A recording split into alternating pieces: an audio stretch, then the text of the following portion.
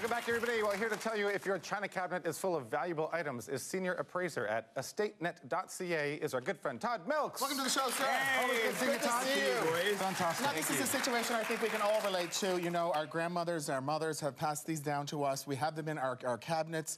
We don't really know if they're worth anything. We don't really use them anymore the way we used to use them in the past. Absolutely. You know, Chris, we follow what I call the Downton Abbey generation. Right. When there was a different serving piece or dish for everything that we served. Right.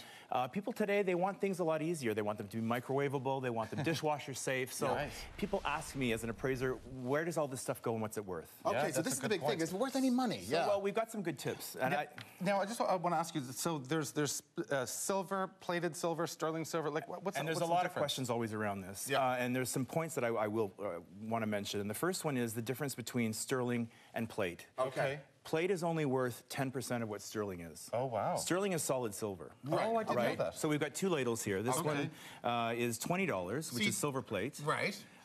This one is $250. And see, and now, how do we know the difference? Because, I mean, how do we know that we're sitting on one of these in there? Because I want to know if I'm sitting on one of these, it's going in and it's going to sell. And this is the big question, of course. Sterling is generally marked. In North America, it's going to say sterling. Okay. In Mexico, it'll say 925. What does that mean? Mexican silver. It means 925% of 1,000. Okay. All right. But it's still got the same kind of value? That's right. Absolutely. Right. And in Europe, it's a hallmark system, which is a little bit more complicated. But the point is that you really need to know whether you've got sterling or plate. Okay. And with this kind of stuff, too, are we better off as a set? It's not necessarily, and an interesting point is actually when you see those tea sets, silver-plated tea sets. When was the last time you drank a cup of tea out of a tea? Like never. Right, like never. So the tea sets. But my grandma and her grandma and her mom all did. They did, and you've got 4 or 5 of them sitting at home and never use them. So this is the problem. That's why you're here. I want to know about getting any money for all about it.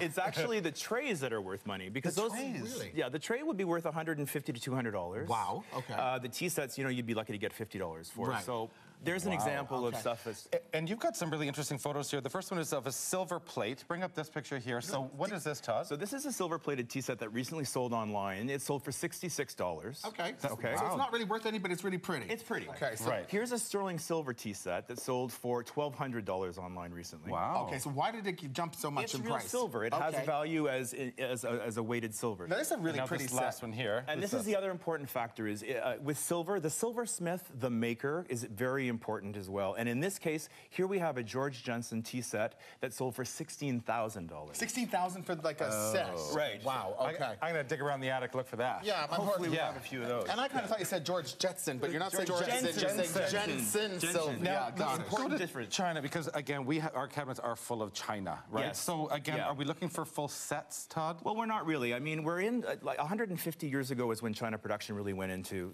high drive. Right. Young brides register for China, and young brides want their own china. Okay. So what I say is young brides eventually die, but their china persists, and then it ends up in the hands of family members. Absolutely. So we've got a lot of china on the market. And so are brides thinking about that? Are they thinking about that? Maybe their daughters, their sons, they pass it on to generation to generation? And there are a few tips that I want to point out that you can think of when you're registering or you're looking to buy or collect china. Okay. And the first one is you might want to buy china that's either dead plain, like this Rosenthal set, very simple. Yeah, lovely. Would go with anything. Well, it would go with anything. It's timeless, right? Okay.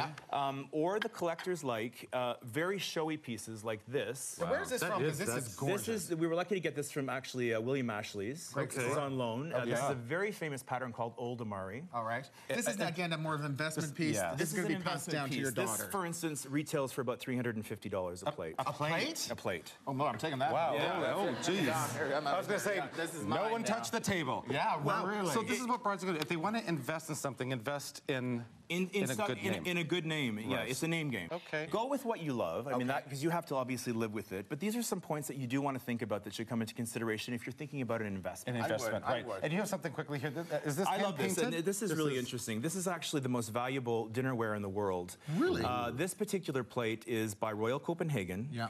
Each piece is hand-painted in Denmark. They're like oil paintings. Right. Wow. This particular plate retails at Ashley's for $2,000. Oh my gosh. A plate. For this plate. Yes. It's $2,000. And I'm trading this one here in there you go. for this one here. Yeah. And to give you an example of resale value, a set of Royal Danica, which is what this is, sold recently online for, I think it was $80,000 US for 73 I think pieces. we have a picture of that. This is this set. This is this set here, yeah. So again, so if you're going to invest in this, well, I mean, if you can, afford to, it will continue to appreciate in value. A smart investment. Wow. Okay, you got to look at the back of the plate to find out what you're dealing with. It tells you right? everything. You know on the back of the plate what it is. Absolutely. Okay, this is what we have a lot of actually in our place right now. And again, we don't use the formal stuff. We just use the biggest wine glass in the house. And that's all I want. But this stuff has value. It does have value. Some of it does, some of it doesn't. Okay. And the first point I really want to mention is when you're looking at sets in your china cabinet, and then we've got, again, back to this Downton Abbey age, when every different kind of alcohol or drink had a different size glass. We don't use different size glasses. No, we don't. We have the You wouldn't really enjoy a drink out of this kind of glass. They look nice no, we don't even know what it is anymore. But they look nice on display sometimes. They do. My grandmother used to just sit and stare at her china cabinet with all her all her wares. Right. You know? Yeah. Right. But unfortunately, this is virtually unsaleable in today's market, even though it is by Waterford, which is a very good name. Are you kidding? It really does. It's an egg cup now. I mean, literally. Cup. What are you going to do? Really? Yeah. Or shot glass. That's not a very fun night. Yeah, so. no. So your friends can steal that stuff. Like, take it away. It doesn't matter. Yeah. So what's valuable here that you want to protect? What's valuable, and again, we were really lucky to be able to borrow some of this stuff. We've got probably the most expensive stemware in the world, which is Moser. Is this one from William Ashley as well? This is as well. What is Moser? Moser is a glass from the Czech Republic. Okay, wow. It's got a history of about 150 years. They did wonderful things, and they're still in production. You can feel the quality of you this. Can. You know it's your heavy, wine's going to taste better beautiful. in this. Yeah. Absolutely, absolutely. Are they marked?